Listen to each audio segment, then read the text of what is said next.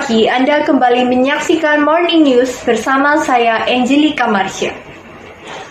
Berita pertama, mantan personel Trio Macan Caca Sherly mengalami kecelakaan beruntun di ruas jalan tol Semarang-Solo, kilometer 428 Jawa Tengah, hingga meninggal pada Selasa 5 Januari 2021.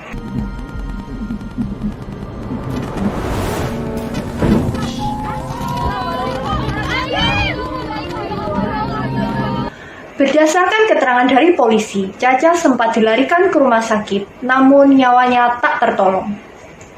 Kasubdit Laka Korlantas Polri, Kombes Agus Suryo, membenarkan telah terjadi kecelakaan maut yang merenggut nyawa Yuseli Agustevi atau yang akrab disapa Caca Sherly.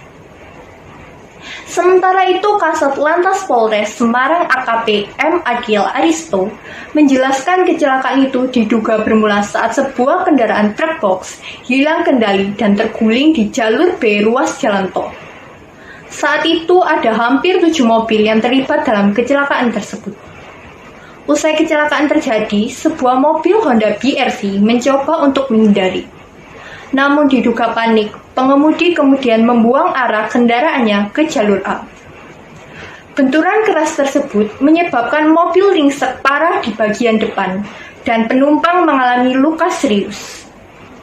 Petugas kemudian mengevakuasi korban yang diketahui bernama Caca Sherly, yakni mantan personel Trio Macan. Caca Sherly langsung dilarikan ke Rumah Sakit Umum Daerah Ungaran Kabupaten Semarang dengan luka yang sangat serius di bagian kepala dan mengalami koma. Meski sudah dilarikan ke rumah sakit, sayangnya nyawa Caca tak dapat tertolong dan meninggal dunia sekitar pukul 12 siang. Kematian Caca Sherly membawa duka mendalam bagi sahabat, penggemar, dan juga rekan artis lainnya. Berita kedua, tahun lalu pada 13 Oktober 2020, kantor polisi Seoul Yangsan menangkap 2 orang tua angkat yang diidentifikasi sebagai Jang dan An karena menyebabkan kematian putri adopsi mereka yang bernama Jong In. Berikut adalah foto korban. Bayi bernama Jong In diadopsi saat berusia sekitar 7 bulan oleh orang tua angkatnya. Namun, Jong In meninggal di ruang gawat darurat rumah sakit pada tanggal 13 Oktober 2020 setelah mengalami serangan jantung. Staf medis menjelaskan bahwa tubuh Jong In penuh memar dan luka, termasuk perutnya yang penuh darah dari organ yang robek. Menurut laporan autopsi, penyebab kematiannya adalah luka di perut akibat tekanan dari luar. Tekanan tersebut menyebabkan kerusakan parah pada bagian pankreas. Berikut adalah foto korban pada saat pra-adopsi dan foto korban pasca adopsi. Hal ini berlangsung dengan kemarahan publik Korea Selatan atas kematian bayi berusia 16 bulan bernama Jong In karena dugaan kekerasan. Banyak selebritas dari negeri ginseng membagikan unggahan untuk meningkatkan kesadaran tentang kasus kekerasan anak. 뒤에서 밀어버린 건데 충격으로 아기는 목이 뒤로 꺾이고 유모차는 그대로 벽에 부딪힙니다.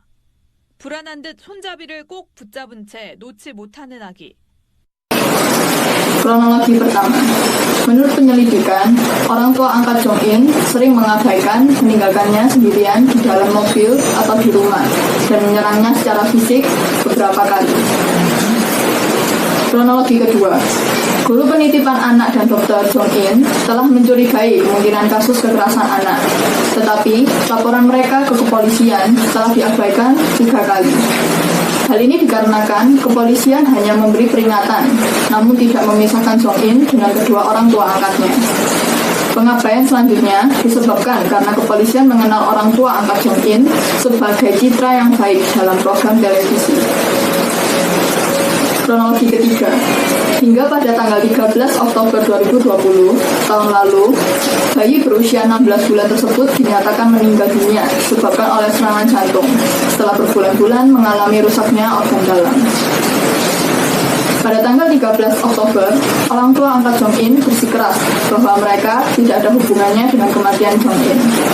ketika ditangkap oleh kepolisian, mereka mengatakan bahwa kememaran pada tubuh Jong In disebabkan karena seringkali Jong In terjatuh ketika bermain dengan anak kandungnya. Berikut adalah foto kedua orang tua angkat Jong In saat mengikuti program acara di televisi. Hal ini diduga penyebabnya adalah orang tua angkat Jong In mengangkat Jong In sebagai anaknya, guna untuk membantu tumbuh kembang anak kandungnya. Dan hingga saat ini, warga Korea masih melakukan unjuk rasa dan penulisan surat untuk pengadilan agar orang tua angkat Jong In diberi hukuman yang teramat berat atas perlakuan. Berita ketiga, belakangan ini beberapa daerah di Jawa Barat terjadi bencana, seperti yang terjadi di Sukabumi, Senin 21 September lalu. Banjir bandang terjadi karena intensitas hujan tinggi dan meluapnya sungai Citar dan Cikecil. Akhirnya 2 orang dinyatakan meninggal dunia dan 1 orang dinyatakan hanyut dan masih dalam proses pencarian.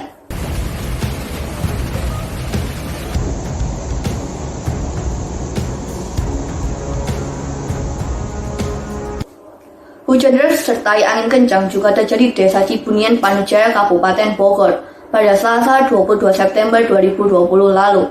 Akibatnya belasan rumah rusak dan terendam banjir. Menurut Badan Meteorologi, Klimatologi, dan Geofisika BMKG Bandung, bencana serupa juga bisa terjadi di 25 kabupaten lainnya di Jawa Barat. Pasalnya, menurut BMKG Bandung, saat ini Jawa Barat dalam masa pancaroba, yaitu masa peralihan dari musim kemarau ke musim hujan, di mana resiko cuaca ekstrim cukup besar. BMKG memprediksi cuaca ekstrim, yakni hujan lebat, dengan durasi singkat akan terus terjadi di wilayah sekitar Jawa Barat sepekan ke depan, terutama di wilayah selatan. Oleh karenanya, warga diminta untuk waspada. Sementara itu, Badan Penanggulangan Bencana atau BPBD Jabar telah memetakan daerah rawan bencana di Jawa Barat. Dari 27 kabupaten kota, 14 diantaranya adalah zona rawan, seperti kawasan Garut, Sukabumi, Bogor, Cianjur, dan Tasik. Sekian berita dari kami, sampai jumpa dan terima kasih.